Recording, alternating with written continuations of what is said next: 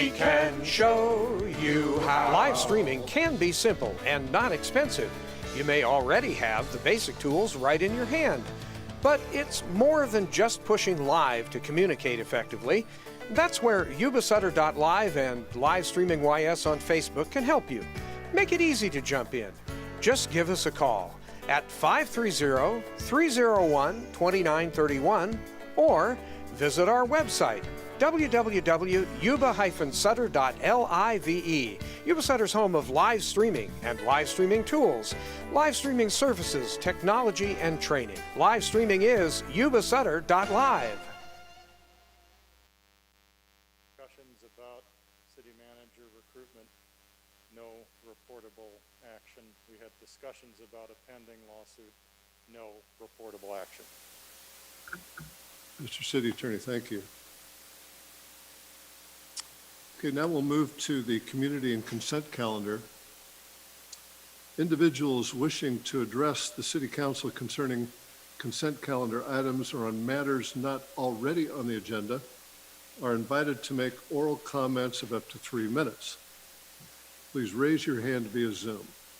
When you're called on by the City Clerk, you will be unmuted and you can address the City Council. Please state your name clearly for the audio recording.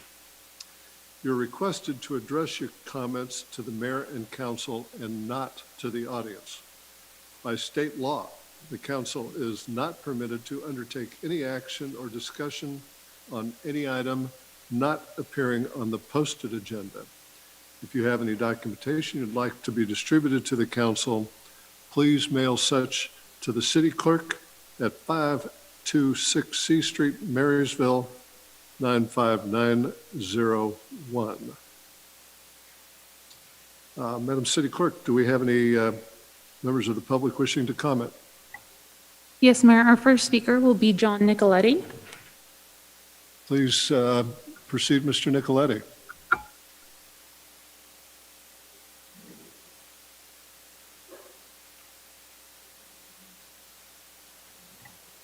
Mayor and Mr. Nicoletti, I do apologize. We are having a technical glitch. It'll be just one moment. I understand those.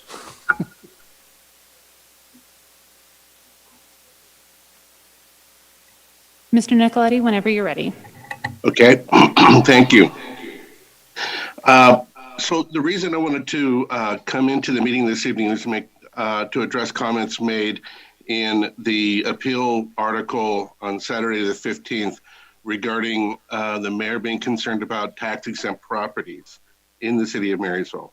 And I'll just begin comments by noting that in the year 2020, Habitat for Humanity in Marysville paid $42,000 in property tax. We paid $162,000 in employee tax. We've paid $78,000 in sales tax. And through construction permits, we have spent $465,000 for almost $750,000 in total that we have paid for local government value and services. Habitat for Humanity, Yuba-Sutter's first tier is at 202 D Street in Marysville. So the warehouse and the admin offices do have tax exempt status. That's in accordance with the law, which by utilizing that, we turn those revenues saved directly back into our local community. The retail space at 202 D Street in Marysville pays property tax and sales tax. In fact, Habitat Restore is one of the largest sales tax generators in the downtown business district. Additionally, the amount we have paid is increasing this year for the city of Marysville. As a primary mission of Habitat for Humanity, we choose to put the remaining unencumbered funds back into the local community and residents in the form of mortgages. When this group of residents are unable to qualify for conventional loans, our 0% interest loans, coupled with us forgiving a large portion of actual debt over time, allows for the families to obtain a Habitat home and pay less for the home than it costs to build. Each of these families are lifted out of poverty. During the life of the home ownership, the Habitat families pay full property taxes and permits that go along with any adjustment to their construction to the local government. Habitat has recently done 12 home repairs in this community that have then been also acquired 2 homes in Marysville, one in East Marysville, one in West Marysville. The nice things about the West Marysville home is that even Wells Fargo that owned it could not give it away. It cost the Marysville people many tremendous resources to have constant run-ins with vagrants, using drugs, and causing multiple problems for the neighbors. When given to Habitat, we gutted the home and the overgrown property and completely modernized it. The Habitat partner family, which is a gentleman who is sick with his son who works part-time, were able to be qualified through our program. So they have bought it, and they were prior to that living in their car. So they've gone from homelessness to home ownership and remain current on all of their newly assessed property taxes. And even with the debilitating issues of diabetes, they are contributing to Marysville's residents, and they have seen 0 police calls to this address since they moved in. Mr. Nicoletti. Yep. I do apologize. Your 3 minutes is up. Thank you for your comments. Thank you, Mr. Nicoletti. Do we have any other comments? To the chair. I think what Mr. Nicoletti was presenting about Habitat is pretty relevant. Could we allow him a little extra time to finish up his thoughts? At your request, yes. Thank you.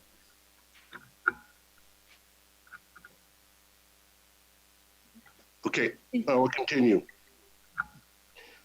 So as we are weaning individuals away from the system and not enabling the problem, these numbers do not take into account the fact that Habitat is building 12 homes a year, which in turn raises property tax approximately $3,000 to $3,200 annually, not to mention the property and the sales taxes for our partner families are now paying. If you allow for compound interest to work, it's magic. You are looking at millions in raised taxes and increasing property values. Habitat has a commitment to being a good corporate citizen without taking a profit. A few examples are the city of Marysville having requested a very sophisticated security system to be installed in the area around the Life Building Center. Habitat spent almost $20,000 that the MPD fully manages and operates. We are storing the Dragon for the Buckeye Parade at no cost. We are working on the city beautification project that the Rotary Club of Marysville is in the middle of embarking on. It'll be on our property and we'll maintain it at no cost. So we also have a number of office space areas in our building that we let out to nonprofits for 0 rent, which concentrates the non-tax paying footprint under our roof in the city of Marysville, which leaves space for businesses that you want in the other areas. We have participated in several community cleanup efforts, served as a staging ground for disaster response in cooperation with MPD and OES offices. Over the past 4 years, Habitat Yuba-Sutter has invested over $1 million in facilities and in people in efforts to reduce homelessness and the impacts on the downtown of Marysville. We too have been vandalized and stolen from several times, and we completely share the frustrations of the business community.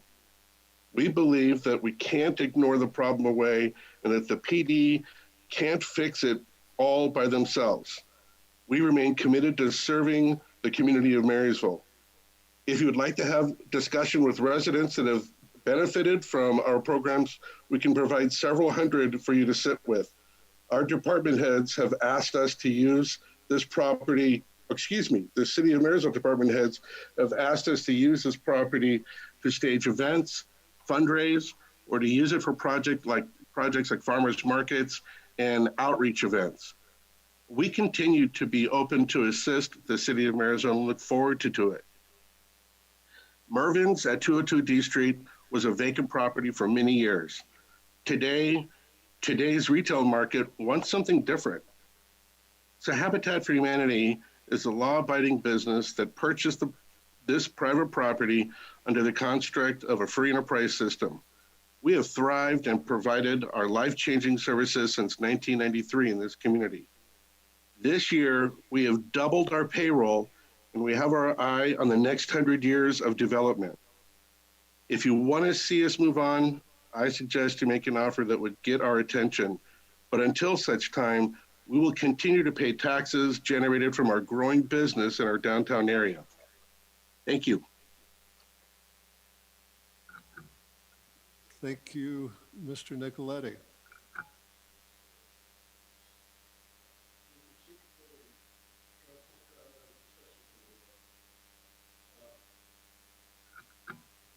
Again, thank you. Do we have any other comments?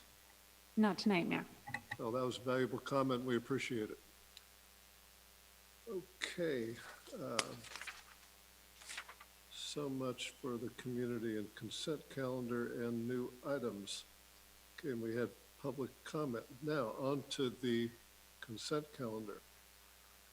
All matters on the consent agenda are considered routine and are therefore approved by one motion unless a council member or the city manager first requests that a matter be removed from the consent agenda for separate discussion and action. So moved. We have a motion and a second. All in favor? Aye. That's unanimous.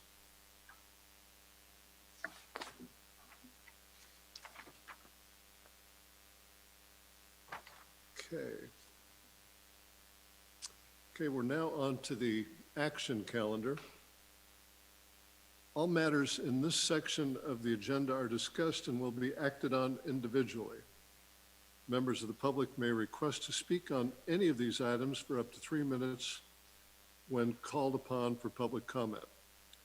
Please raise your hand via Zoom. When you're called on by the city clerk, you'll be unmuted and you can address the city council. Please state your name clearly for the audio recording. If you have any documentation that you would like distributed to the council, please mail to the city clerk, 526 C Street, Marysville, 95901. The first item on the action calendar, we have a discussion and action calendar. This is an action item.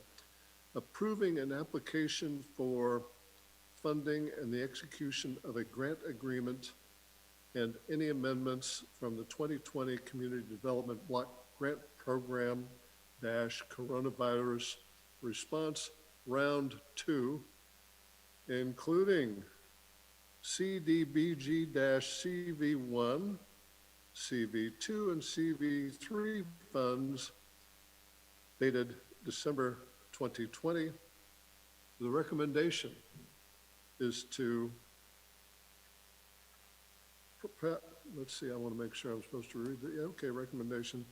The recommendation is to approve resolution number 2021 with appropriate dash numbers, approve statement of assurances, and direct staff to submit the completed application per the requirements. And I presume you will be speaking on that. I will be. So good evening, Mayor and Madam council members. Acting City Attorney, City Manager, Oh, pardon me. definitely not the attorney. I got it right The other eventually, hat. thank Yeah, you. So I am here to present Lori Adams, who has brought this item forward to a few times to the council. When it came back in the prior meeting, it was requested that we come back with additional information. And Lori has that ready and provided to answer any questions that you may have. So I'm going to turn that over to Lori.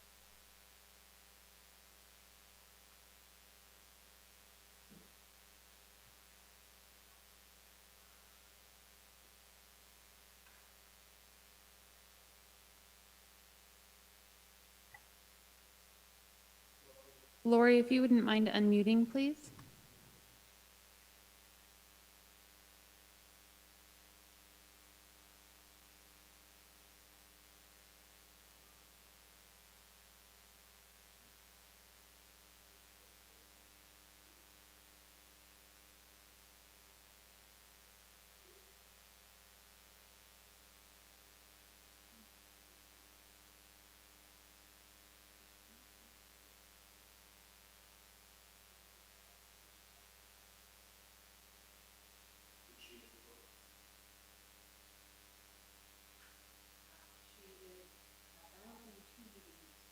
Well, for those citizens viewing this, apparently our consultant who's to report on this is quote-unquote balancing two meetings, and we're hoping to get her attention. We'll give her another few seconds and then move on for our own discussion. Or any input we can get from you, Madam I have a Acting little City bit of it, Manager. but she will know more of it, or we could also go to the next item and then come back to this item after Lori is finished with her other. We could go on to the community sponsorship program if you'd like to move it out of order. And let's see if we can manage not having these conflicts in the future. Okay, we will move on to the next item with that in mind. The first item on the action calendar we will try to return to. The second item on the action calendar is Community Sponsorship Program Application and Review. The recommendation, pass a motion to 1, review and accept the proposed revised application. 2, discuss the 3 applications received in November 2020, now with full detail, and 3, determine awarded amount to each approved entity per the approved community sponsorship policy. And who will be speaking on this? So that will be me tonight. So good Please evening. proceed. Good evening, Mayor and council members. So I am here to bring back the 3 items. Sorry, it's a little hard to hear me with that. The 3 people with the community sponsorship that we brought originally on December 15th. It was requested that we receive more information from the applicants and present them here, and also to update the application. So I do want to state that we went back through the policy that was approved and updated the application form so that it does request additional items as of times, start dates, the other items that were missing off it. And then we also added a section on the back of it that we asked all candidates to attach an outline of the event or program marketing plan so that we'll know what the event is about. So it has been approved according to the policy and should make it easier to read for future planning when these come in. So what we did is Nicole was able to follow up with all 3 of them. So we have attached the original application form that we received, and then behind that, you see the new application form with additional handwriting, and this was the information that the city clerk was able to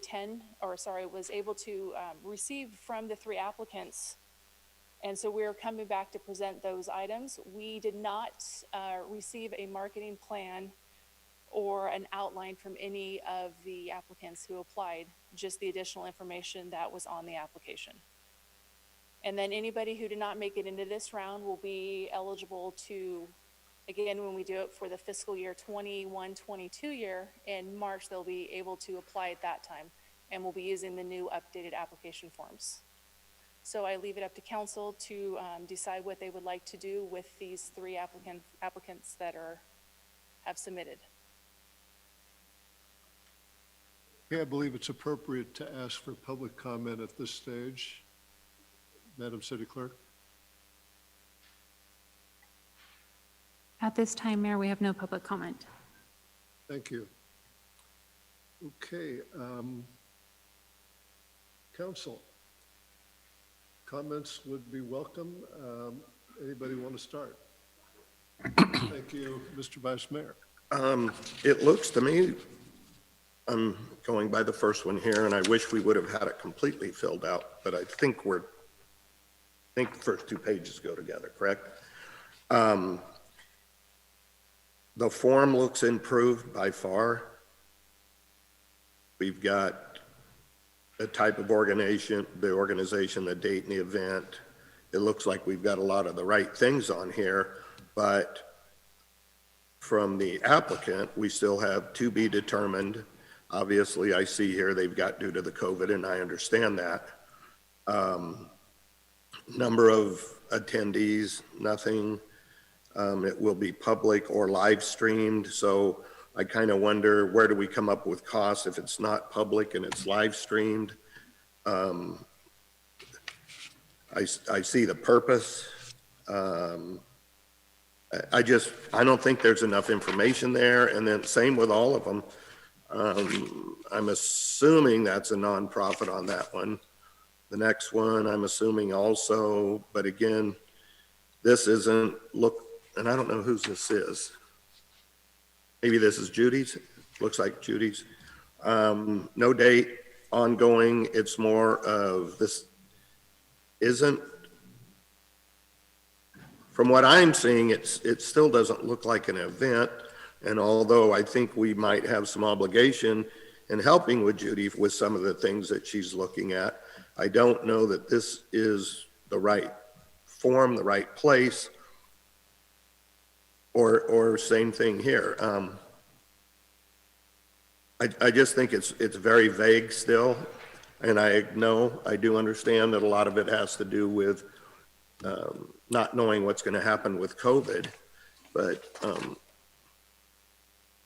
every one of them says a date to be determined. I mean, typically this would be, we're having an event, it's a 4th of July event, it's this date, it's this time, this is what we're doing, this is what we're looking for, this is what we're going to use the funding for. At least in my mind, when we set this up, this is really not what we were looking for, I don't believe, or expecting. I will say, it looks like it's got more of the right questions on here, but we're not necessarily getting the right, any different answers.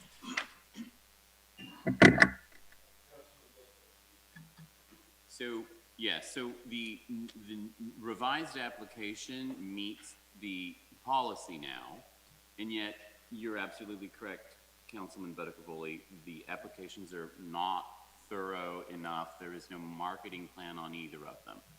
And it would make sense that there would be no dates, because it really isn't appropriate. It is not appropriate to set any dates right now. And so I'm just curious if we should just set this aside until we can actually have those dates, or move them forward to the next year. Because we don't really know when we can actually have these special events. If they're going to be Zoomed, then that would be great, but then they would be rewarded a smaller amount than if they were to do an event that requires street closures or other things. And so my feeling is perhaps, I'm not quite sure how long we'll remain in purple. I hope for a very long time, and et cetera. But we really can't schedule anything until the summertime. So, or we decide to award much smaller amounts.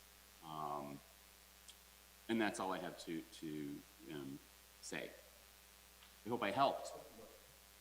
Through the chair. Councilman Hudson, please.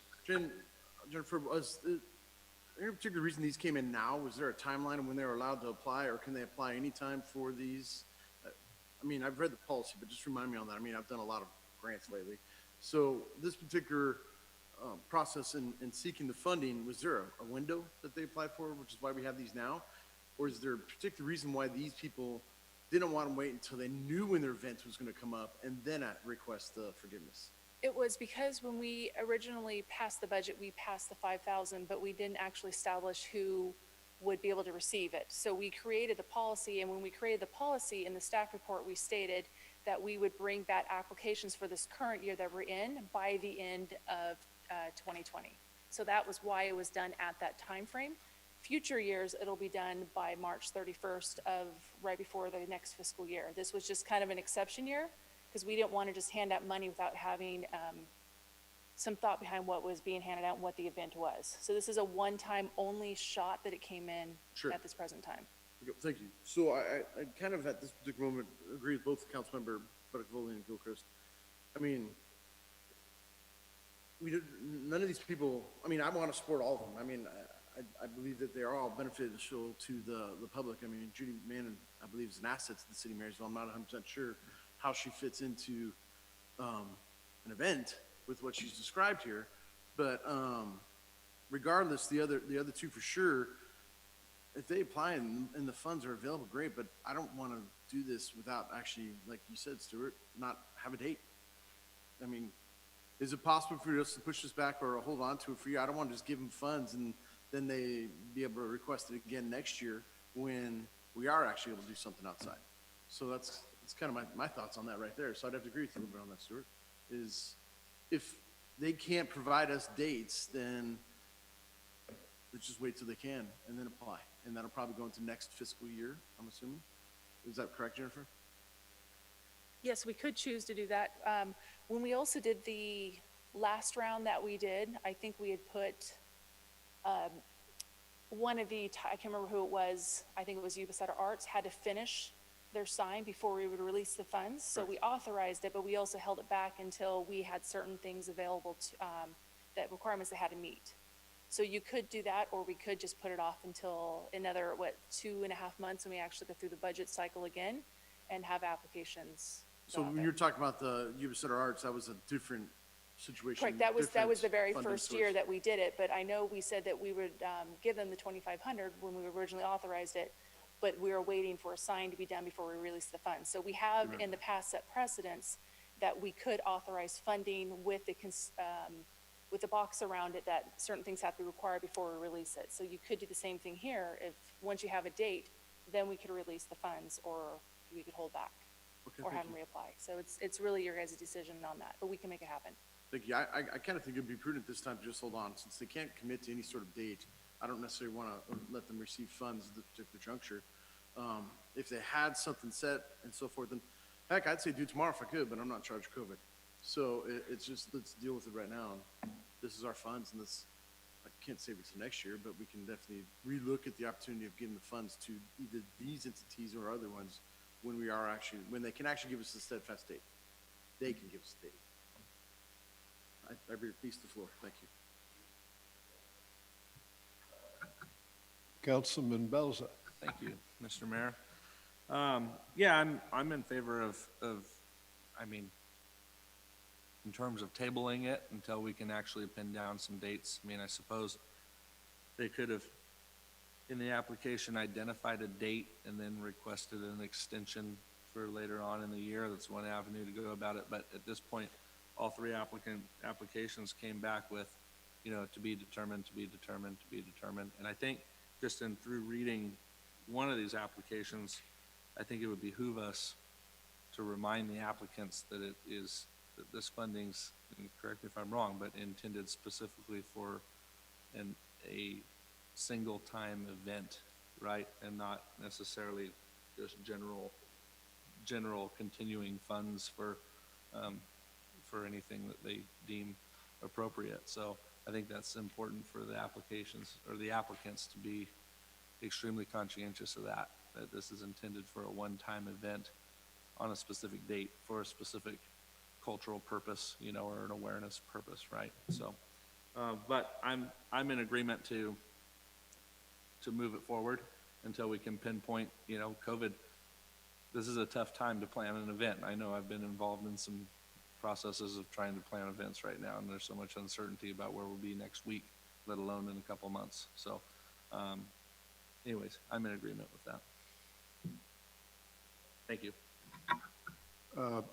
The council has spoken, and I agree. Nothing else needs to be said. No, to the chair, I got one question, please. Go ahead. Jennifer, I'm not sure where we're at time-wise with these. Wasn't there a deadline of March to get your applications in? That deadline. Or is that for the new That's for the new 2021? fiscal year, So 21-22, correct. 21-22. So That that will way we be can for this March. So these were all out of Correct, they're out of the current fiscal year. 1920, 2021. or excuse me, I'm sorry, Too many 2021, yes. Correct. And then in March, those will be for 21-22. That is correct. Okay, so at this point, and I definitely agree with Councilman Belza, it shouldn't be for ongoing materials and events and running that. I mean, ongoing materials and supporting programs, but for events. So I think that needs to be kept in mind. That being said, I think if these are the only three that applied for last year's money, when they're able to come back to us with a full scope of what they're doing, they should be the first maybe the only consideration because they're the only ones that applied. Well, next year's money is subject to adoption of next year's budget. Correct. So that's Correct. That's up in the air, not certain, and this may pass without being expended. This is last year's though, correct? This is the current fiscal year. Yes, So we are in the current fiscal year, and if it doesn't get spent, it doesn't get spent. right. I agree. And whether it makes it into next year's budget is depending on the construction of next year's budget. Makes sense? So in meaning that this money could just be carried over, Well, no, I'm not saying. not even carried over, not used, new budget. It could just not be spent this year because of Gotcha. lack of acceptable applications, vagueness, whatever the reasons. I think a number of excellent reasons have been stated for not going forward with funding at this time, and it's no disrespect to any of the applicants. It's simply operating, we're representing the city and our constituents and operating within the structure of the organizing ordinance or legislation or budget, I should say. I agree. To the chair, can I? Please go ahead, speak to that? Councilman Belzak. So I understand both concepts, but maybe I could speak to this. I see two applications here that if they had a defined date outside of COVID, if they had a defined date, I would be absolutely willing to accept.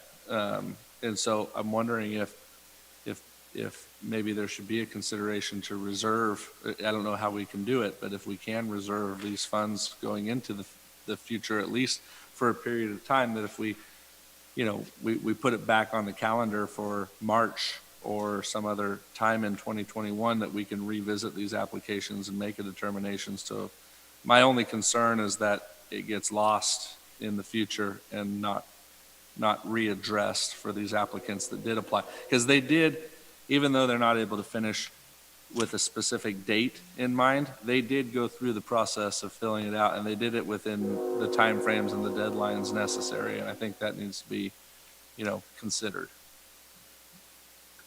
They've certainly operated in good faith, but again, the organizing principle is we're operating on the current year's budget, and I presume these funds need to be expended or committed in the current fiscal year. Is that correct? Correct, and if they are not, then they just go back into the general fund. Sorry. If they're not spent, they'll just go back into the general fund to be repurposed for the next fiscal year. So if we get to March, the proposals may not fit within the fiscal year. So it's, we can only coach these proposals, these applications along so far from the council.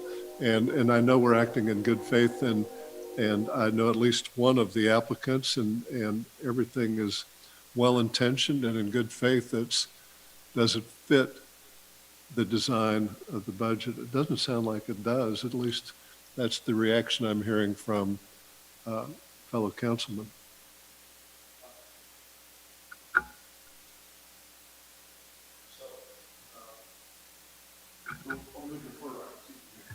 Are we looking for a motion to make an action on this? Let's see. If it is, I'll make a motion here. Let me get my agenda up here again. Councilman Hudson, I'm not certain. I think you only need a motion if you're going to proceed. It can fall for lack of a motion. Okay. So Disregard. if I understand Robert's rules correctly, if there's no motion, we take no further action. Do I hear a motion on this item? Having heard no motion, the item fails. Am I missing something, Madam Clerk? Just a clarification, Madam Mayor. Are we tabling this item for a later date, or are you just wishing? We're not talking about later dates or anything. We're talking about there's an item on the action agenda, and the item on the action agenda fails for lack of a motion. It's as simple as that. To the chair. Just one question. We got people raising their hand. Vice Oh, Mayor- I'm sorry. No, that's okay. Vice Mayor Brother, you spoke first. Just one comment question before we leave this. So I think we've made it clear that maybe they don't completely match. I would like to definitely see when the new round comes around that the forms are completely filled out, so we're not, putting two sheets together. But March, from now till March, will be open for applications for the 21-22, correct? That is correct. Okay. That's all. And again, that's subject to money being in the 21-22 budget, and that's as yet to be determined.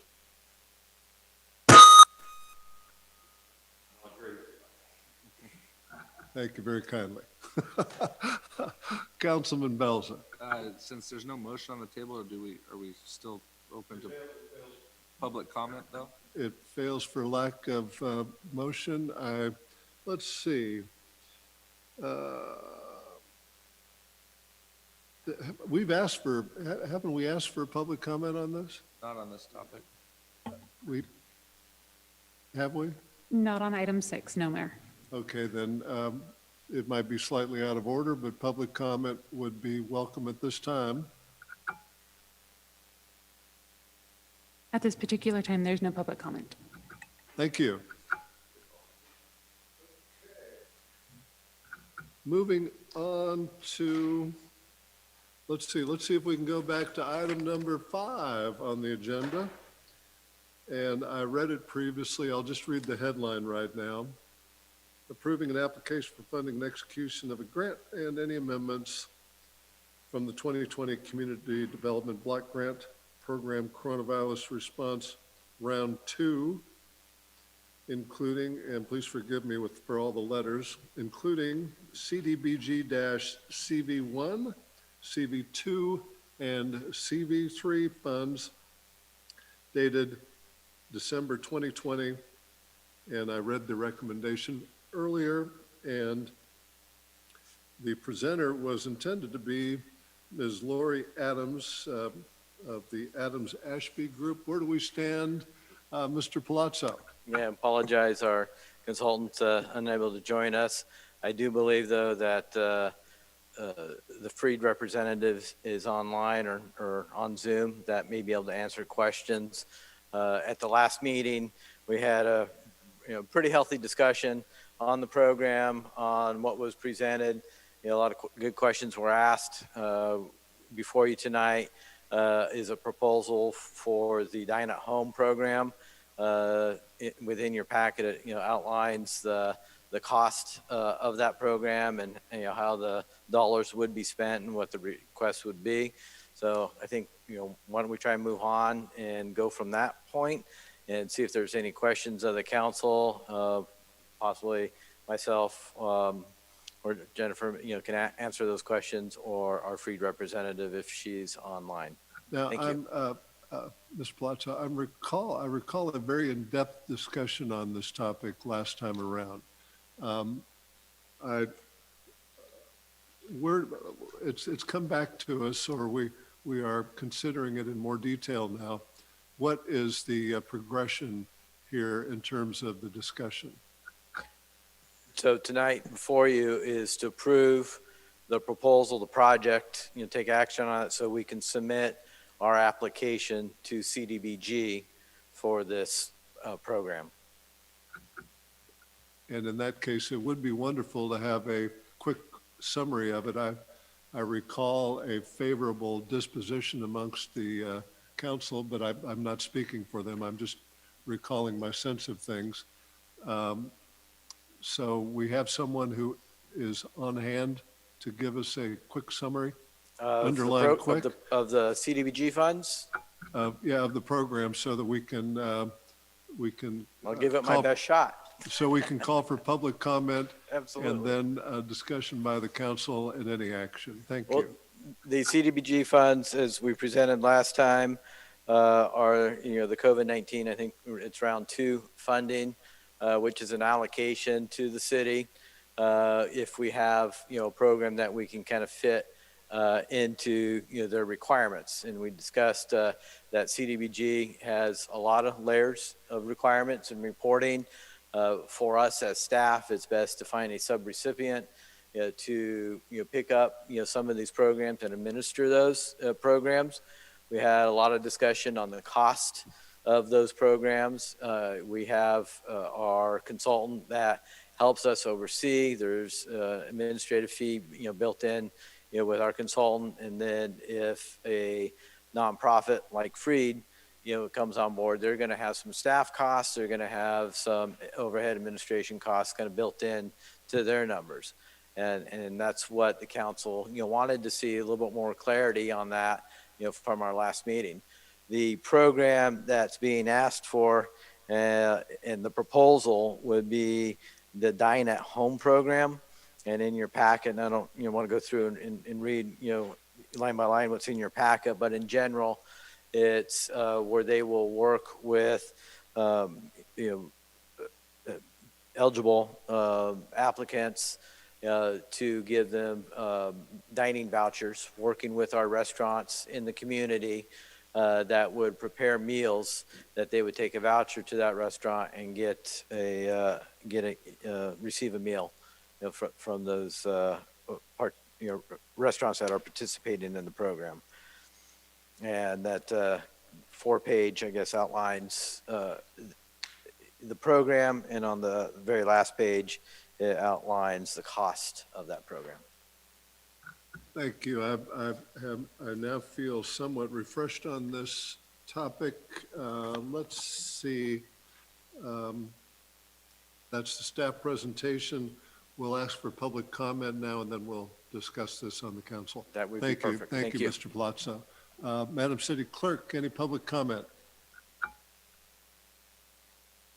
Not at this time, Mayor. Thank you. So the matter is now open for discussion. May I start this round off with no objection? Thank you. Well, typically we go the other way, and if there was an objection, I was going to give.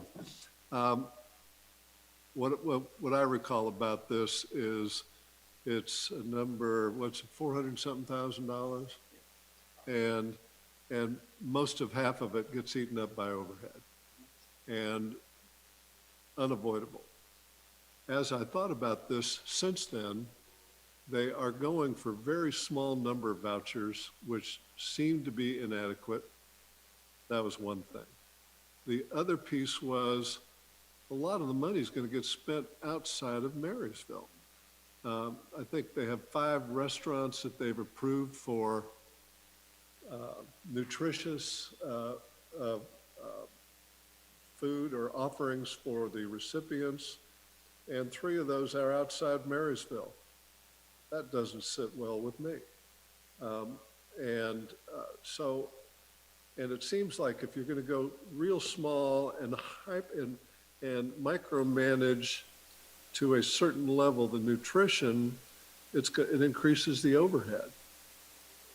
It would seem that a looser structure would accomplish a lot, and it would be neat to have someone from the organization presenting, because those are questions I'd like answered. I mean, we all want to do something, I think. We don't want to not do this. It's how it's done is what I was thinking about since that meeting. That said, without those thoughts included, I could still move ahead on a motion, but I had to get that out of my system. And Councilman Belzer, do you have any comments? I just ran some quick numbers based off of this time frame. It looks like their intention is to send out vouchers from April 1, 2022 to March 31st, 2023. I think that's accurate. That's what's at the top of the spreadsheet on the back. So I just ran some quick math off of that, off of the $235,000 that's allocated towards the meals. And that comes out to being able to help somewhere, and like I said, you have short months and long months and all those different things, but maybe 45 people per month that this is gonna help, potentially, and that's if it's at max capacity. So, for 24 months, that's a 2-year time frame. So, you know, you got 45 residents in Marysville that have the chance to benefit from this thing. You've got 2 out of the 5 restaurants that are part of this. 2 of them are Marysville restaurants, Tracy's and Two Bits. Now, you've got Two Bits Express, and then you've got Two Bits in Yuba City. They're both the same, but I think that they're actually owned by 2 different people. But Tracy's and Linda's is within inside the same family, right? And then there's the third one, Las Brasas in Yuba City. So it's interesting. So 2/3 of this 235,000 has the potential. I mean, who knows? These people could order 80% of their meals from Tracy's or Two Bits in Marysville. And I think in our last conversation with Freed, they couldn't differentiate. The voucher is the voucher. The resident gets to pick who they want the meal from, right? But you're going to get the same meal from Tracy's that you're going to get from Linda's, essentially. You're going to get a similar meal that you're going to get from Two Bits Marysville to Two Bits Yuba City, right? I mean, it's essentially, it's very similar. So, I don't know. Those are just some of my thoughts. And as I was going by, I said, we're going to do a lot of administration work. We're going to go, how many people are we actually going to be able to impact with this? You know, and so that was my thought. Roughly 45 people a month that all this work and the costs and everything goes towards to help. Is that worth it? Maybe, but those are just my thoughts that I wanted to share. That's all. Yeah, with gross cost, overhead, and everything else, it adds up to over $9,000 a person for the 24 months. And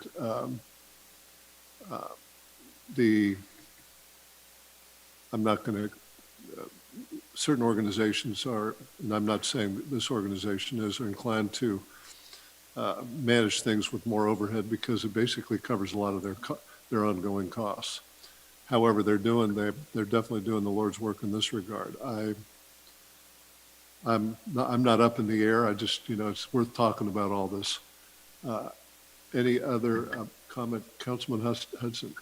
Chair, so, I mean, I get it, and it is a lot of work, and it is not a lot of money, but it still is, the numbers correct that you put, Councilman Barboza, is 45 people get food. It's $9,000 going towards people for the next 24 months. I mean, it's great. I mean, I know there's a lot of people who live on food stamps. As a proprietor of an establishment that also provides food, yeah, I can't meet the criteria of the state regulations for nutritional value food at a cost that works for me, and that's fine.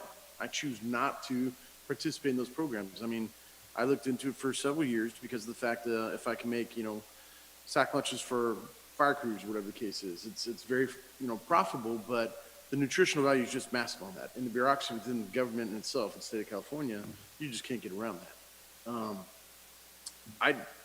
I see more positives to this than I do negatives.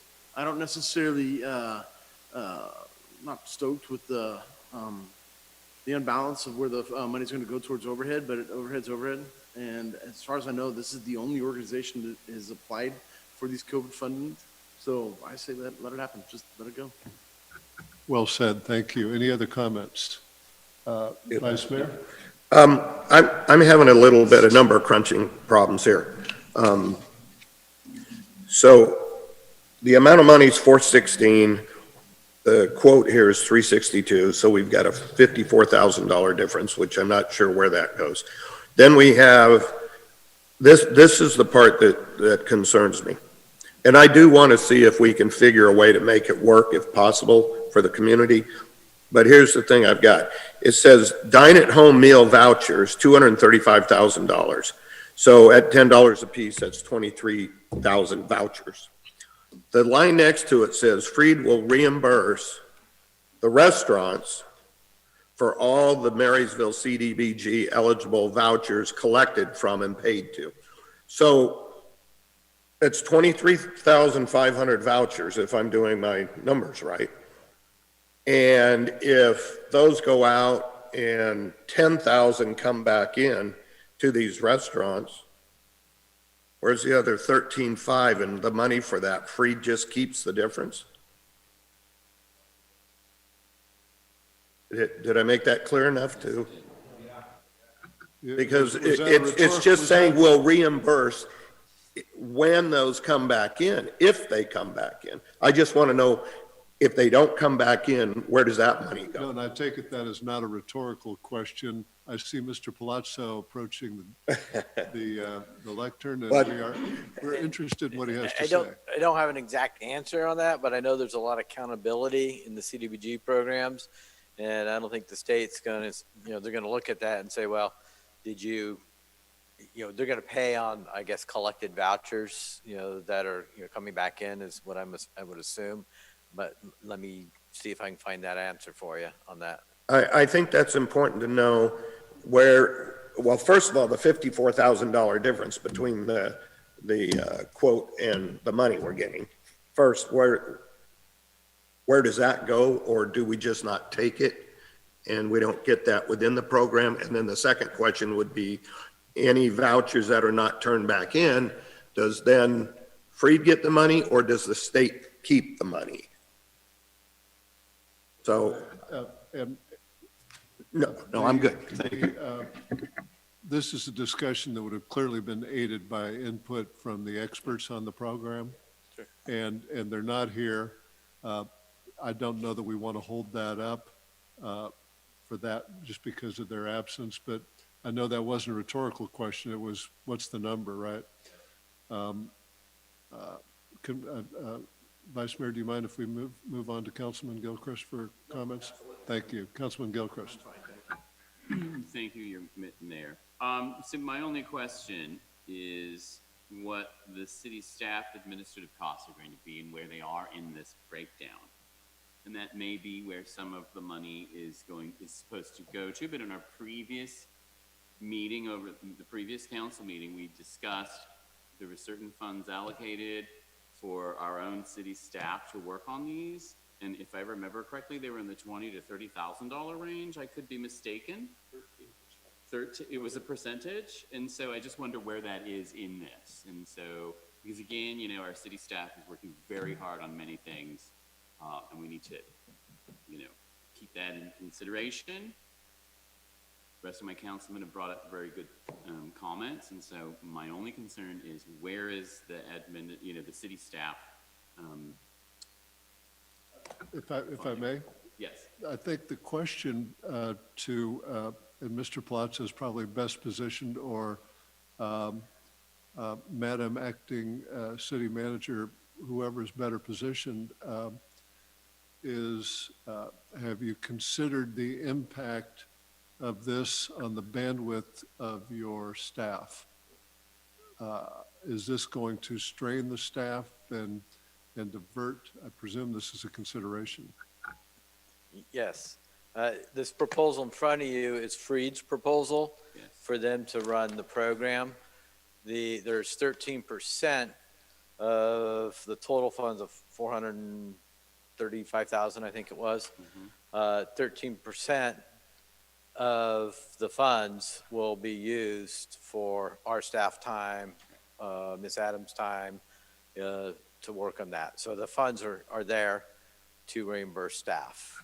My recollection is that a significant amount, if I may, I recall that a significant amount of that number was for work that would be done by Ms. Adams versus our staff. So I think that minimizes the concern you raise, Councilman Gilchrist. You Correct. You agree with that? Yeah. Thank you. Yeah, the funds are there for staff, and most of that will probably go to Ms. Adams. I'm sorry, Vice Mayor. Okay, I'm just curious here now. If you take the 54,000 that I asked about, that's 13% of the 416. So is that the 13? I'm assuming that's where that 54 is. So That's what we've been discussing. okay, so that one answers that one question for me. Yeah. The other one would still be what happens with the vouchers that don't come in? Where does that funds go back? To us or to Freed? Yeah, it's a reimbursable program.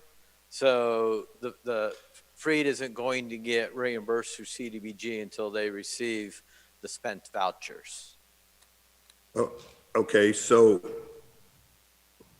worst scenario, just thinking out loud, worst scenario.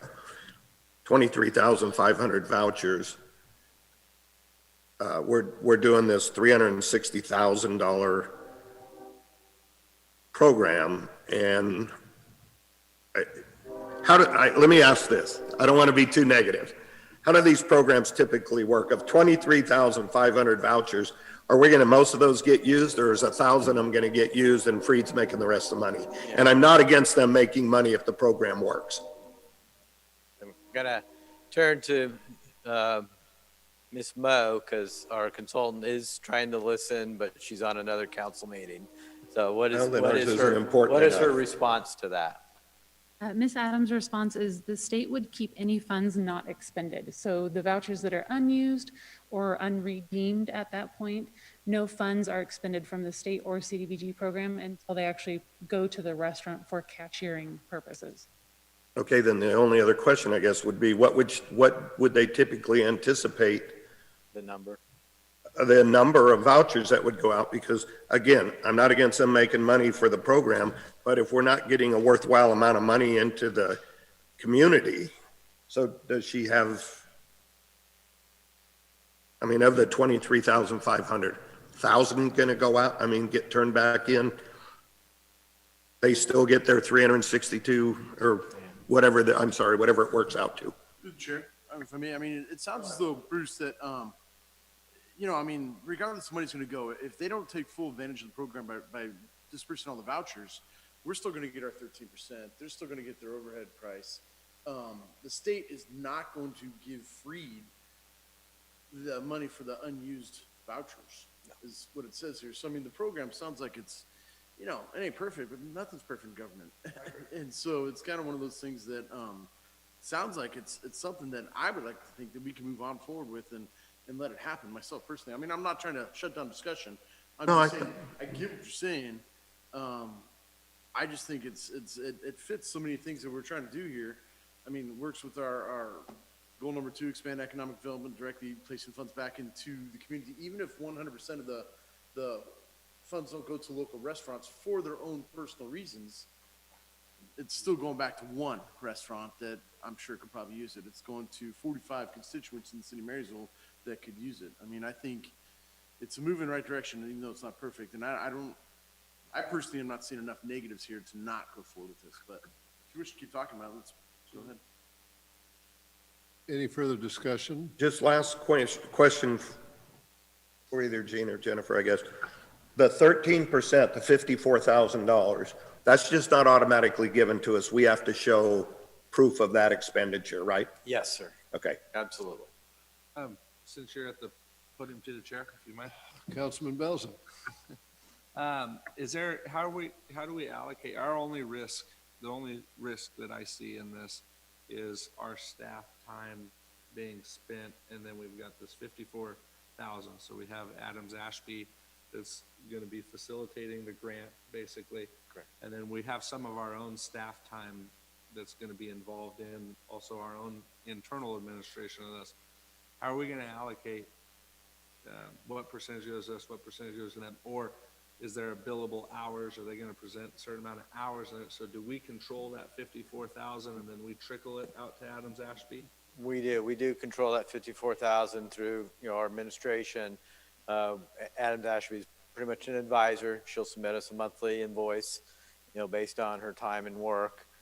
We submit our staff time monthly or quarterly to CDBG, and we'll get reimbursement, for that time. And Jennifer will be kind of, overseeing that, making sure that we're within the projected time over the 24 months. So the second phase of that question, if we run out of money, are we committed to this program? If we run out of the 54,000, are we committed to follow through with the cost of running this program out of our own general fund?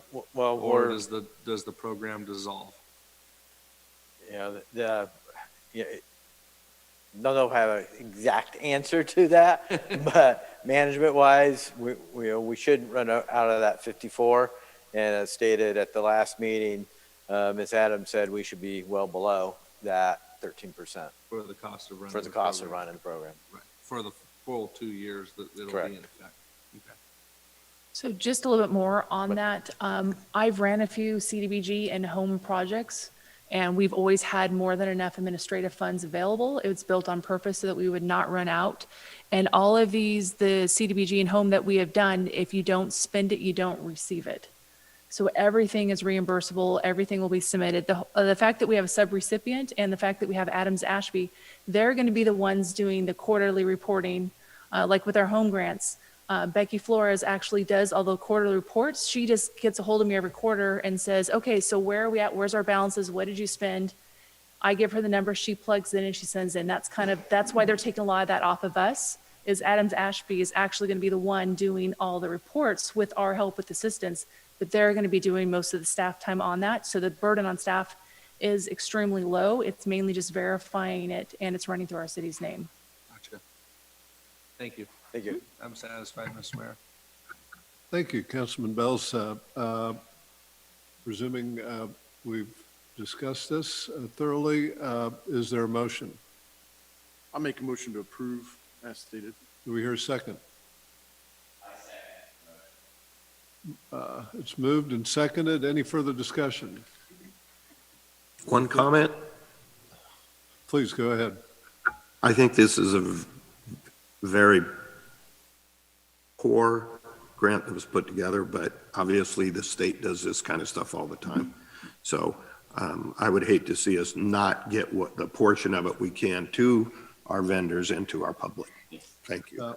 With that comment, I don't think any of that is directed in a negative manner towards Freed. No. Or towards Adams Ashby. It's the nature of the beast we're dealing with, and understood. Absolutely correct, Mr. Mayor. Thank you. Any further discussion? All in favor? Aye. That's, did I hear unanimous vote? Yes. I did. Unanimous vote in favor. Thank you.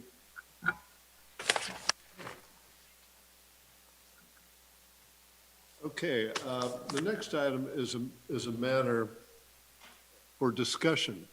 And you will see coming forward, we had a discussion item last meeting that was put on the agenda by Vice Mayor Bacavoli and Councilman Gilchrist, and it was a good, healthy, and productive discussion. It informs the public and it allows public input on matters of significant interest and weight. The reason I placed this on the agenda is Yuba County is planning on building a new juvenile detention center on property they own on the western end of 14th Street in Marysville. It's a $22 million project. It's a juvenile detention center that will provide services to 3 counties, Yuba, Sutter, and Colusa. The last week, I was invited to address the Yuba County Board of Supervisors meeting, and I spoke to them exclusively on this topic. And I suggested very strongly that they should consider finding another location for that project. There's 2 parts to this. Find another location for that project in the county, not in Marysville, and to transition that property to private ownership for commercial, industrial, or residential development. Now, they are hoping to break ground on this next month, and I apologize because at the point I spoke with them, I'd only been mayor for about 42 days, and it was my first opportunity to present this matter to them. Why did I put it on the agenda? Why did I speak to this exclusively? Because it means a lot of opportunity lost for Marysville. If they move the project to another location and it is put into private hands for development, it's not unreasonable to think, based on other based on certain residential projects we've been looking at, that in that space, $40 million of value, taxable value, could be created. If they proceed with their project, that opportunity is off the table for 50 years. So there's the span of the cost. The total property tax on $40 million is $400,000 a year, of which Marysville would participate in the range of $63,000, $64,000 annually. But let's look at the large number, because the school district, Marysville Joint Unified School District, would participate on $400,000 a year to the tune of over $110,000 a year. Well, $62,000 a year is real money to Marysville, and I'm presuming over $110,000 a year is real money to the Joint Unified School District, but it's just not 1 year. Over that 50-year span, the opportunity cost, if you discount it at 3%, is equivalent to $10.3 million, but presuming they can't start for 5 years, you discount it a little further, it's still $8.9 million, round numbers. The cost to Marysville is 16% of that, which is about a little over $1.5 million. The opportunity cost to the county is a little over $1.5 million, and the opportunity cost to the Marysville Joint Unified School District over that period in present money, present value, is over $2.5 million. I think it's important enough to press the issue with the county. I could tell my suggestion was not entirely welcome, although they said I might be invited to address another meeting in the future. They were actually very gracious, and I was as gracious as possible in presenting an important but difficult topic for them. The fact of the matter is that as the county has proceeded on this project, they have done so without considering the economic consequences to constituent entities like the city of Marysville or the Marysville Joint Unified School District and other elements of our community. And I am going to continue to press this matter. If need be, I'll go door to door and get a petition signed to show public interest in this. And that's enough of my speech, but that is the discussion item. And the key element here is the county proceeding without consideration of significant negative economic consequences to constituents such as the city of Marysville and the Marysville Joint Unified School District. And I might have bored you all, or maybe somebody has something to say on that. You know I do. Well, the vice mayor volunteers. This is a big concern of mine, and we say all the time we have a very poor relationship with the county. This is why we have a poor relationship with the county. We don't know any of these things, or if we did, it was, I don't know when it was. It looks like this was 2014. So we're looking at an environmental report 7 years ago, which obviously things change. Mr. Attorney, City Attorney, maybe you can tell this notice of exemption. What is this referred to? What are they being exempted from and by who? CEQA. That's what okay, that's actually the answer I'm looking for. And that starts the clock to challenge, and that time has long since run.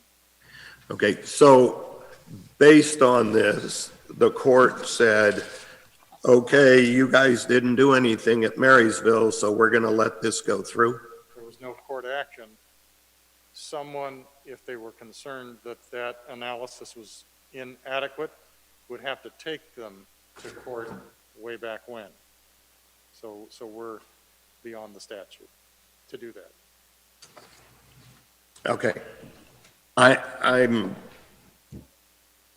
not sure then where we're going to be with this. I think it's very improper. I think there's 3 counties. They want to put it in our city. Yet and we are the county seat, but when we turn around and ask to have any kind of an arrangement with the county, they always tell us the same thing. You're on your own. You're the county seat. So here we are again. I'm so disappointed that the county went this direction. And my big concern is the medical facility that they're looking to put across the street, although it's not,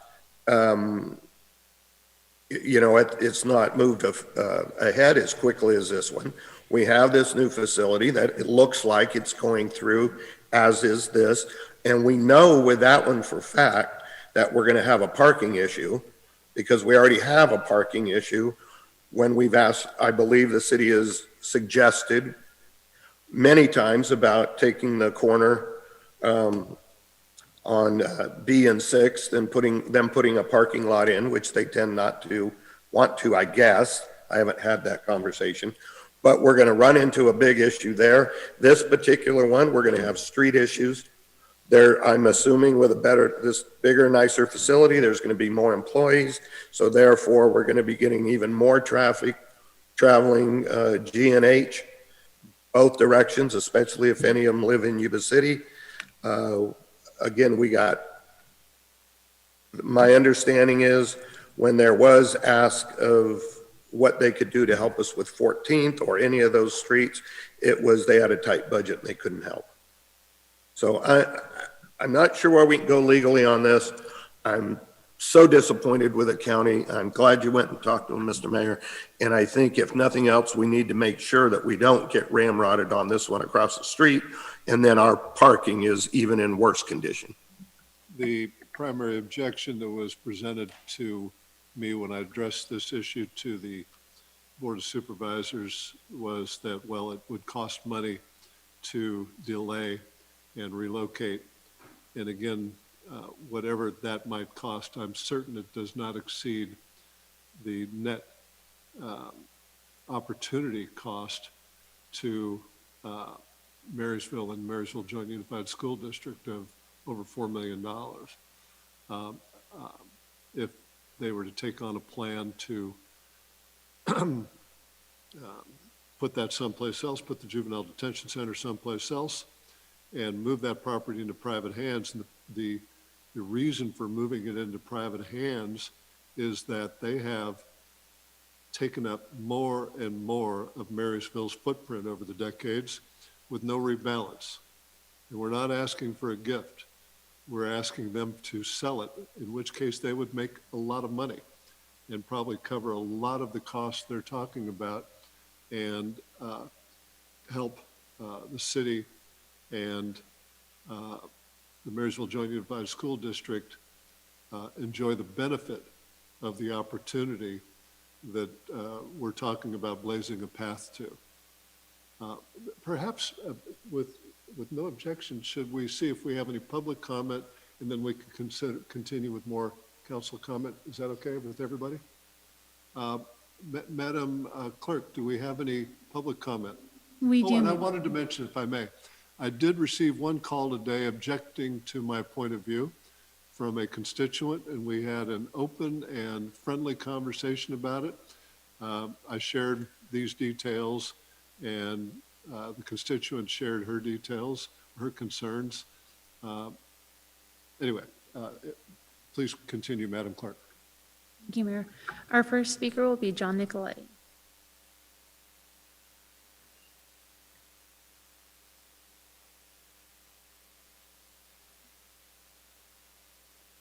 Good evening again, Council. I wanted to touch on this issue because obviously, as a resident of Marysville, each of us are affected in our small footprint. I really want to just draw on my role as a board member for the Yuba County Office of Education, who provides educational services for that area, the Levy Commission, who obviously works to build protection for these areas. But this economy is an east-west economy. The highways are north-south, but without question, all of our commerce is east-west. You look at how we work together. Yuba County has offered animal control services They've provided law enforcement vehicles. Sutter County has kept Casa de Esperanza, the regional women's shelter, intact.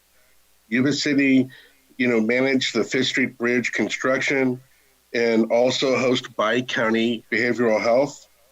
Linda Water has loaned Marysville several million for sewage improvements. This area has always worked together. Doesn't matter if it's a special event or a skate park, or if it's a transit authority or the regional waste management authority. We afford the because we work together.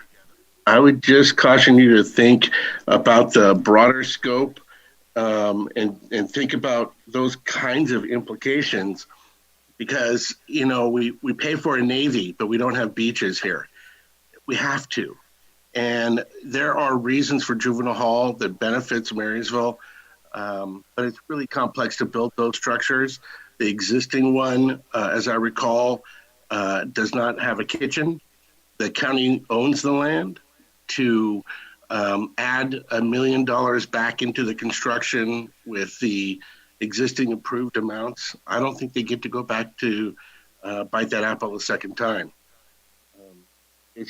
I just have a feeling like we're all in this, we all have to come up with how to handle our infrastructure and our requirements for keeping our communities safe all the way around. But everybody has some skin in this game on some level or another. And I've definitely seen Marysville residents in each of those other locations. Thank you.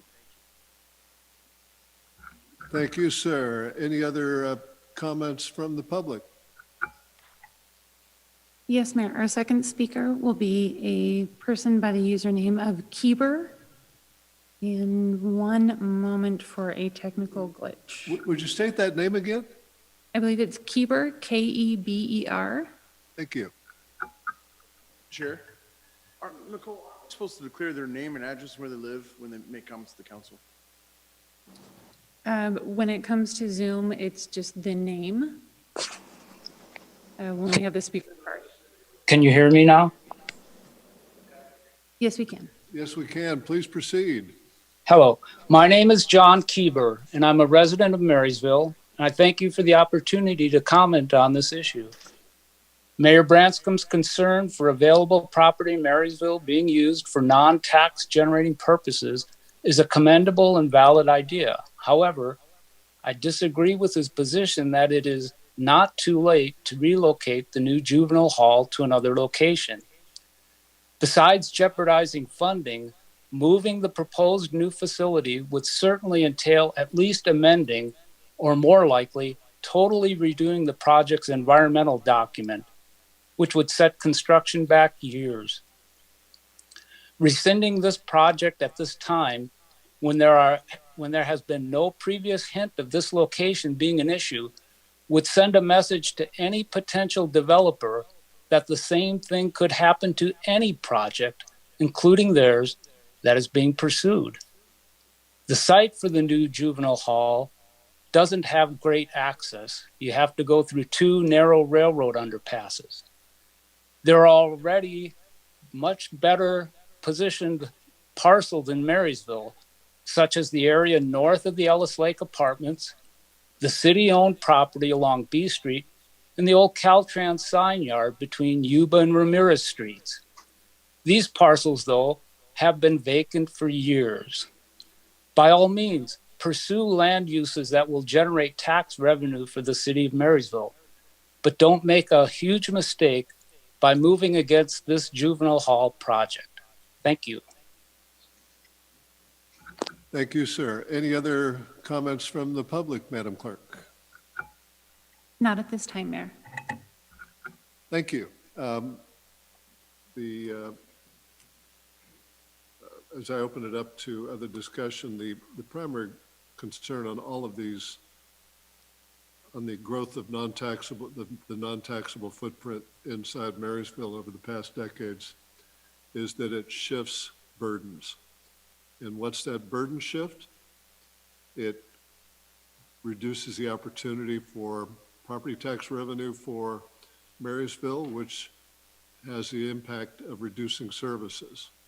And at a certain level, it requires, or it can create a situation where a tax increase is required. Well, guess what has happened over the recent past? Services have been reduced because of funding, and there has been the need for a tax increase, the Measure C sales tax increase. So while the comments from the public are welcome, I'm undaunted personally in my own position on this matter. The county should not have proceeded without careful consideration of the net negative economic impact on constituents such as the city of Marysville and Marysville Joint Unified School District.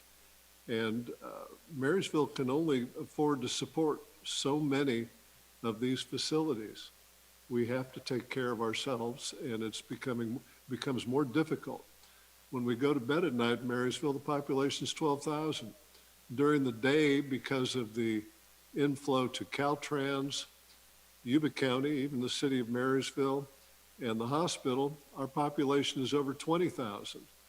We provide security for that with our police force and necessary services as required. So again, with respect to the comments causing concern over my position, I do remain undaunted, and for those reasons, and I welcome any other comments from our council, whether they agree or not. Belza. I'm sorry, Belza. That's all right. The north wind's been blowing for 2 days, so that plenty of excuse.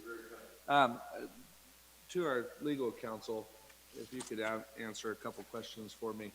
The first question I've got is just getting right to the matter of fact and off of one of your statements that you made in regards to a. Yes, it is. Yeah. Do I need to speak into it more clearly, or? I'll try to talk louder. The mayor mentioned the process of getting petitions signed.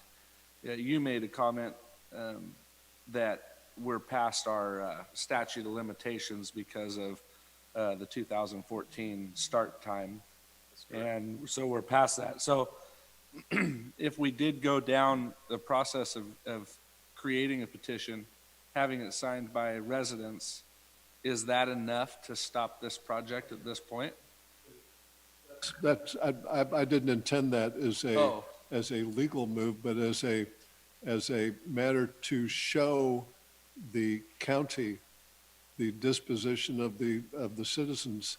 I've discussed this with probably 200 of our fellow citizens when I was campaigning.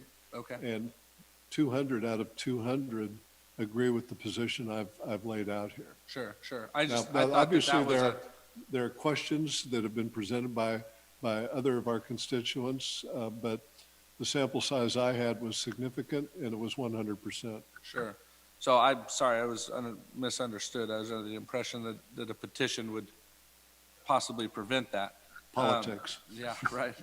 The next question, I don't know if our city attorney would have the answer to this, but it was brought up to my attention in a conversation with a constituent this afternoon, and I think it's a valid question, is the county has its forming corporate document just like we have the city charter, right? The county has something similar that they have a document that they're created under, correct? They're not a charter county to my knowledge. No, but do they have, so basically the end question is this, is even if the county wanted to relocate this facility out of the county seat, is there anything that, and you might not be aware of this, and that's okay if you're not, that prevents them from doing so? The constituent led me to believe that even if the county wanted to put this juvenile hall facility in another part of the county, that there's something within inside their order that they have to keep government facilities within inside the county seat when it pertains to this type of a facility. Are you aware of anything like that? No, I don't. They don't have to locate county facilities within the city. They have jurisdiction bigger than the city. I mean, they could go Right. outside of the city boundary if they wished. But they're not bound to hold, like the sheriff's department, for example, or their county community building, you know, the old Montgomery Wards building. They could have the county headquarters, say in Linda or in some other part of the county. They don't could. have to be inside the county seat. They don't. They don't. Okay. So that's good, right? I mean, I think there's a couple things. Thank you, Brandon. Appreciate it. And there's a couple things I think we have to take into account, and I'm in agreement in the balance of this, that we lose acreage, we lose square footage to the county in different capacities. The new sheriff's facility is an example of that, right? What's that? Wards is another example of that, which, I mean, you can go back and look at the supervisors that supported that and were against it, you know, and it's amazing. But there should be a balance, and there should be a reconsideration on reestablishing some of that tax base. When we lost the sheriff's office, it was owned by private entity and then sold to the county, and so we lose that acreage. I don't know how we get the county to prevent or to relocate this. If they're going to move forward with it, they're going to move forward with it. But we've got to be diligent in the future. We have to be diligent in the future, and this needs to be a lesson learned, not just for this council, but for future councils, that when given the opportunity to challenge these things, it's prudent to do that. It's important to me, as some of the conversations that I've had in the past or during the campaign, it's important for me that, and I'm in agreement with Vice Mayor Brodicavoli, that we've had a bad relationship with the county in the past. Here's one more bad scenario with the county. How do we begin to mend that, and how do we begin to get on the same page?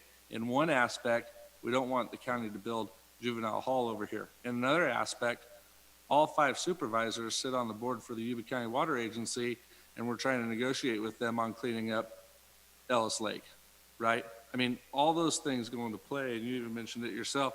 It's the aspect of politics, right? The petition shows the residents' concern with the issue going on. And so I hope what comes out of this dialogue is not just a one-topic issue on juvenile hall.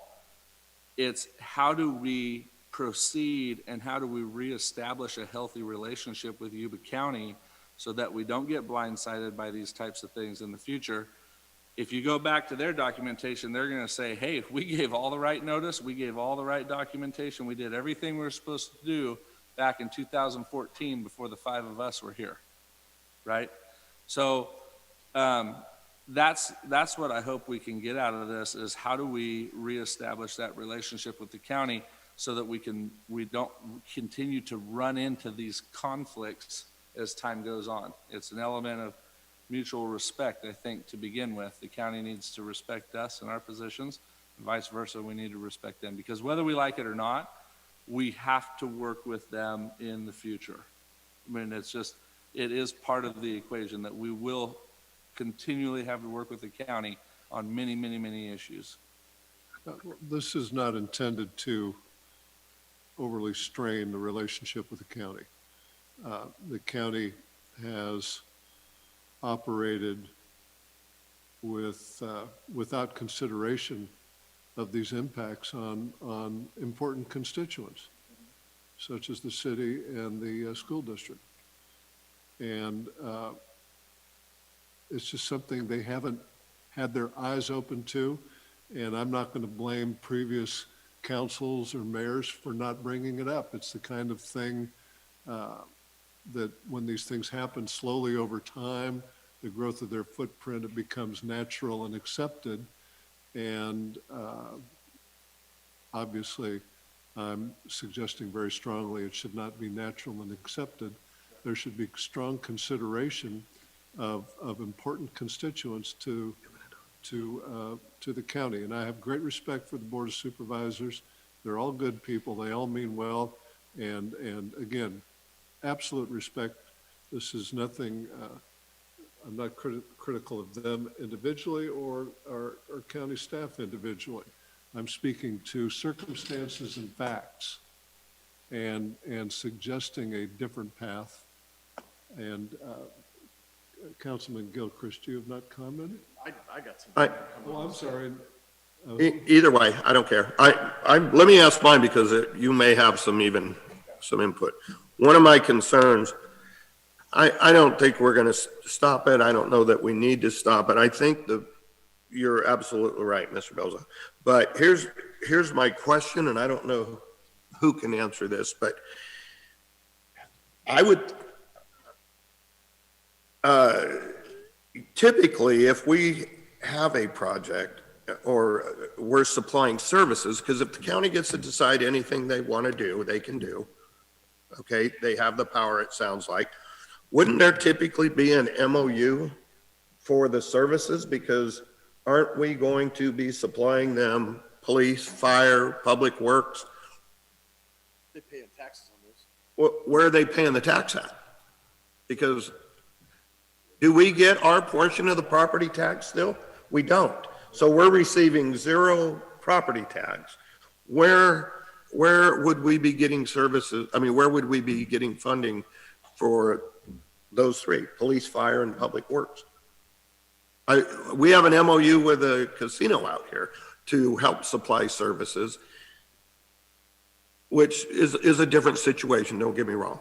But we're supplying services to them. We're still going to be expected to supply services here. Again, that's under the heading of burden shifting. They shift additional burden to the city. Well, I think maybe without compensation. I don't know. I would like to think we can have this discussion with the county and at least at this point go back and discuss that with them, saying, because they understand this. They understand this. So, and then the only other thing is, I think the big thing is looking forward to any other projects that we have a relationship with them that we can be more informed. Councilman Hudson, you wanted to speak? Yes. Thank you. So, thank you, Mayor. And I hear everybody that's in, and I appreciate the constituents that have called in and so forth. I'm not necessarily saying that I disagree with your thought process on this. I just think it's too late for this project. It's just one of those things that, you know, the city has actually known about this for years, since 2014. When I was a contracted employee for the city of Marysville, we knew that their original plan was to go ahead and start building a Tri-County Juvenile Center there for a better part of a decade. I mean, the hospital, the county hospital that sat there for 100 years, they allowed the local fire departments to go in and practice breaching walls and cutting holes in roofs and stuff like that for a better part of a year. I mean, we've been aware of that and so forth of what's going to be going on there. I mean, things to think about and answer the question is that there are $22 million projects going to create building permits. It's going to have all those fees that come in there. The agreement of the burden shifting that you were just talking about there, Bruce, right now, is that public services have an obligation to respond, but we now have ordinances that if we respond too many times, we can start billing. You know, it kind of goes there. I mean, the fire department can start billing, the police department can start billing. They're already going to get the bill from the ambulance company. Public Works, there's no bill in the ordinance that I'm aware of on that. But, you know, I mean, also thinking about it, they're going to be bringing in, potentially, once it's all said and done and built, another 63 residents that are going to live in there. That's going to be approximately another 200 meals that are going to be served out of a kitchen that's going to be cooking and buying food here in the city of Marysville. And so that right there, buying all that extra food, I mean, I'm another provider that has a restaurant. The more food I buy, the more taxes I pay.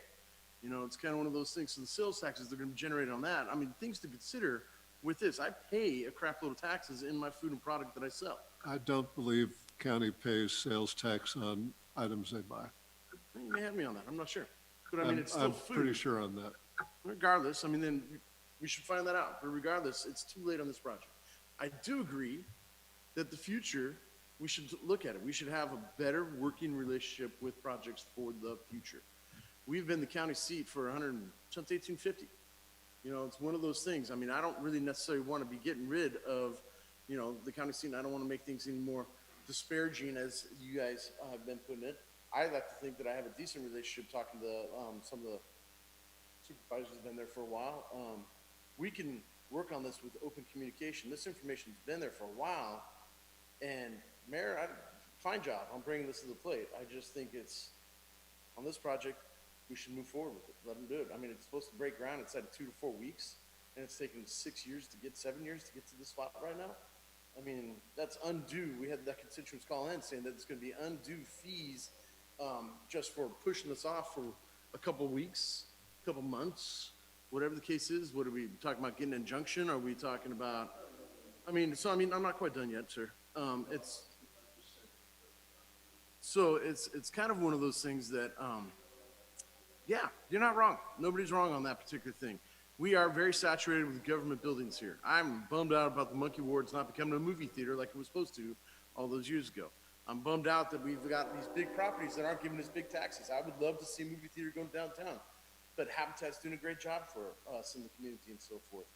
There is a little back scratching that goes on between all of these counties. Do we see the financial increase in our direction? Well, you know, they're going to have more employees. They're going to have more residents. They're going to have more people eating, stopping, buying gas, whatever the case is, and that are going to be coming through town. Can we put an exact number on how much money they're going to spend? No. But I think it's too late on this project. Next project, let's drag our feet. Let's get in there. Let's have a working relationship with them. Let's talk to them on a regular basis.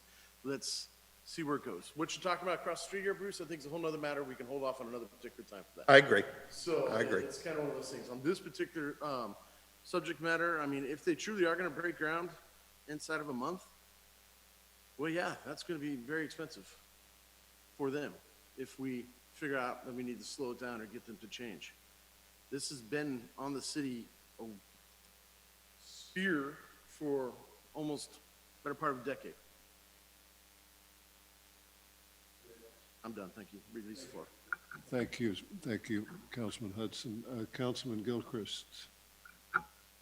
So correct me if I'm wrong, but the reason that this is able to happen is because the city of Marysville does not have a general plan with a very clear land use and zoning element. No?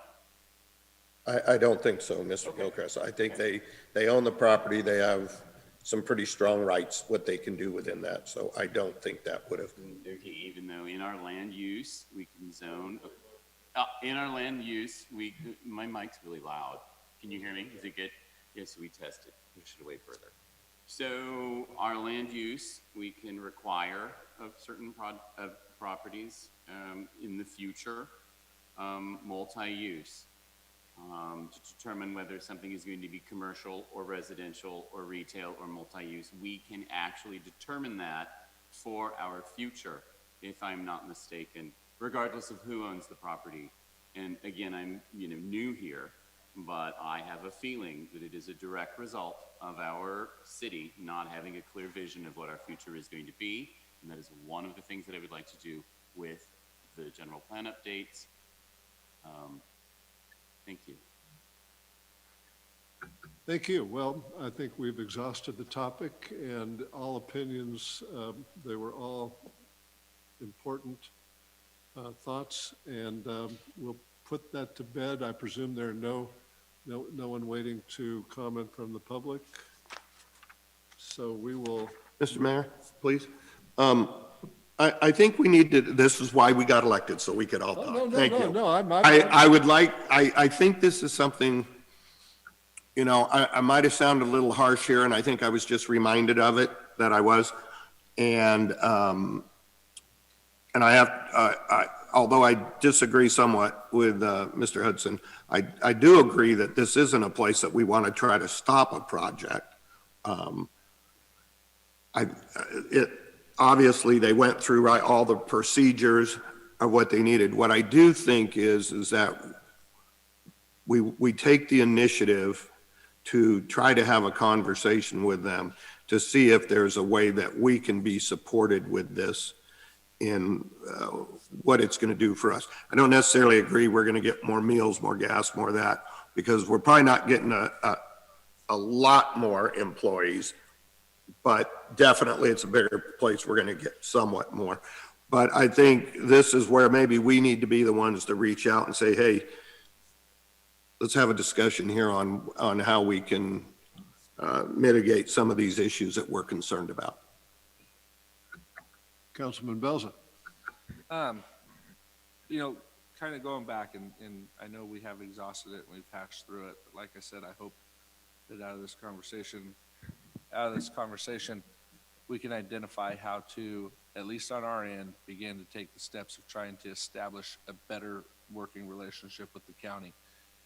If I remember right, back in December, we had committee appointments, and there was a Yuba County Liaison Committee appointment. That the mayor, you have that role, right? Okay. I was just curious about, is that, so you're our advocate, you're our voice to build a better relationship with the county. Well, when we met, and we have had a liaison committee meeting, Mr. Palazzo and I were there from Marysville, and the county had the county administrator and 2 supervisors, so I'm looking to appoint a second member to the committee, and the plan is, or the liaison, and the plan going forward is to, I was told by members of the honorable members from the county that they had in the past planned meeting once a month, but then they'd skip month after month and then have a meeting. So what we've set up going forward is every 2 months, a substantial get-together. And again, I have great respect and have established some friendships with people on the board. And this has, I've maintained that respect and friendship, but these are important topics, and critical conversations are sometimes uncomfortable, but they have to be had to make, if not this, if you can't succeed on the specific point, and I'm still going to try, but personally, I'm not asking for support from the council on that. I'm just for the public discussion, but at a minimum, let's have a new awareness of issues. Let's have a new awareness of concerns and relationships. And this is a step. I think this will, at a minimum, be a step in that direction. And I think that's where the concept you're going in your comments. Thank you. Yes, thank you, Mr. Mayor, and keep up the good work. And I presume as you have to make that appointment, you'll do it wisely. So thank you. How could I miss? I've got great candidates to choose from. Okay, let's move forward with our agenda here, if I can find where we are. Okay, there's a standing committee with Councilman Hudson and Vice Mayor Cavoli. I think that relates to the recruiting of a city manager, which is generally, it's not. So I'm being told that's not it. So committee reports. Do we have any committee reports? I'll just put it like that. Thank you. Hearing none, we will move forward with the next item. Madam Clerk, is there any council correspondence? Not for this meeting, Mayor.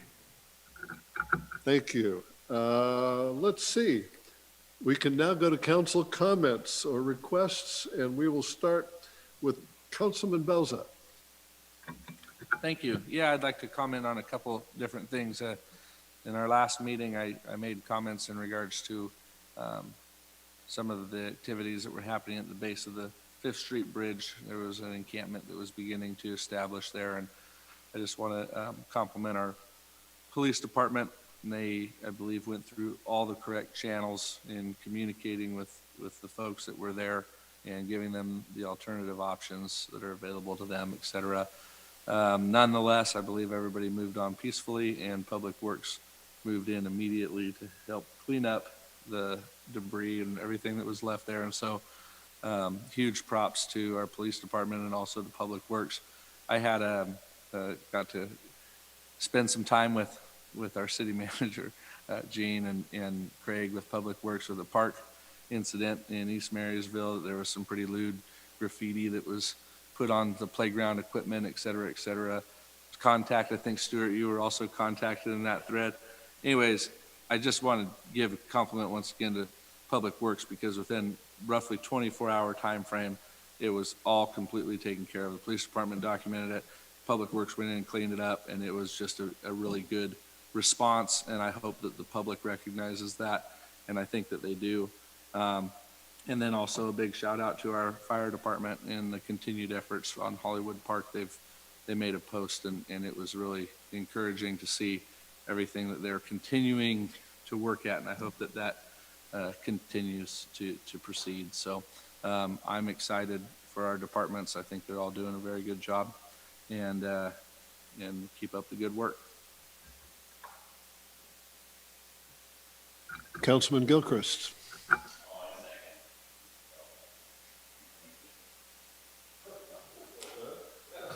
Councilman Hudson.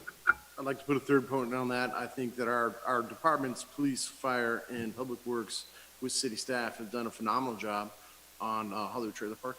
And it looks great. I mean, in the 25 years that I've been in this community, and I've spent a lot of time that I don't want to remember down there. And, it looks great. It looked better than when I went in there for a month and a half with the backhoe and cleaned it up 20 years ago. They did a phenomenal job. And I hope it stays that way, and I really do. So kudos to all departments and our staff for making that happen. Thank you very much. I was kicked butt. Thank you. That's it. Thank you, sir. Vice Mayor Buttacavoli. I really have not much to say tonight. I just got back from vacation a few hours ago. I'm exhausted, maybe a little testy. But at this time, life's good. The only comment I'd like to make is I want to express on behalf of myself, and I'm certain on behalf of the council, my sadness at the loss of life in an accident late Saturday, not an accident, an accident, if you will, a collision at the corner of 9th and B. A person evading the highway patrol hit a woman, a Marysville resident, and she died as a result, very sadly. Condolences to her family, and bless her soul. And it's one of those terrible things. It was a lot of excitement, tragic excitement around the event, with apprehending the suspect, who is now in jail being held for evading, hit and run, drunk driving, and murder on $1 million bail, the last I saw. And again, the overriding feeling here is sadness and respect and condolences for her family and loved ones. And that's my comments. With no objection, next meeting announcement. The next regular meeting will be held on Tuesday, February 2nd, 2021 at 6 p.m. And City Clerk, I believe you have an announcement. Yes, thank you, Mayor. After the closed session, the City Council will leave the council chambers, and the meeting will be adjourned by operation of law due to lack of a quorum. If there is any reportable closed session action, a report will be made by the beginning of the next regular council meeting. I ask that after the closed session item descriptions are read by the mayor, that all members of council, applicable consultants, and staff join the closed session meeting. Thank you. Thank you, Madam City Clerk. If any member of the public wishes to comment on the items listed on the closed session calendar, please raise your hand now via Zoom. When you are called by the city clerk, please allow time to unmute and give your name clearly for audio recording. You are requested to address your comments to the mayor and council and not to the audience. Item one, the first item pursuant to Government Code Section 54957, public employment regarding city manager. Second item, pursuant to Government Code 54956.8, conference with real property negotiator Gene Palazzo regarding the property of Plumas Lake Golf Course located 1551 Country Club Road, Olivehurst, California. Let's see, and there's parties listed here.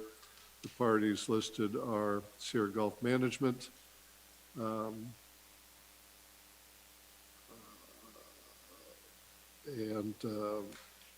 let's see, River Oak Golf Course and Jeff and Deanna Jones. I believe those are the principal parties. The discussion will be closed session discussion of price and terms. And the last item on the closed session agenda is pursuant to Government Code Section 54956.9, conference with legal counsel, existing litigation, which is further to paragraph I of subdivision D of section 54956.9, name of case, City of Marysville versus California Department of Transportation et al. Petition for writ of mandate, Yuba County Superior Court, case number CVP T 21-34. Okay, with all that read, and we've asked for comment on this. Well, we do have a comment, a public comment. Thank you, Madam City Clerk, on the closed session agenda. Yes, thank you, Mayor. The only comment that we have at this time just needs to be read into record is from Kelly Rich Creek. She says, I thank the staff and council for standing up for Marysville. Please don't allow us to be taken advantage of anymore. It appalls me that they are not following state and federal guidelines. I am okay with council getting a copy of my letter to Caltrans that I gave to our city clerk for more information. Caltrans has not addressed the issues with the environmental report. It is unfortunate one has to file a suit to get Caltrans to adhere to state and federal guidelines. Thank you for following up. And thank you, Ms. Rich Creek. That's a welcome comment. Thank you again. With no objection, we will adjourn. Meeting is adjourned.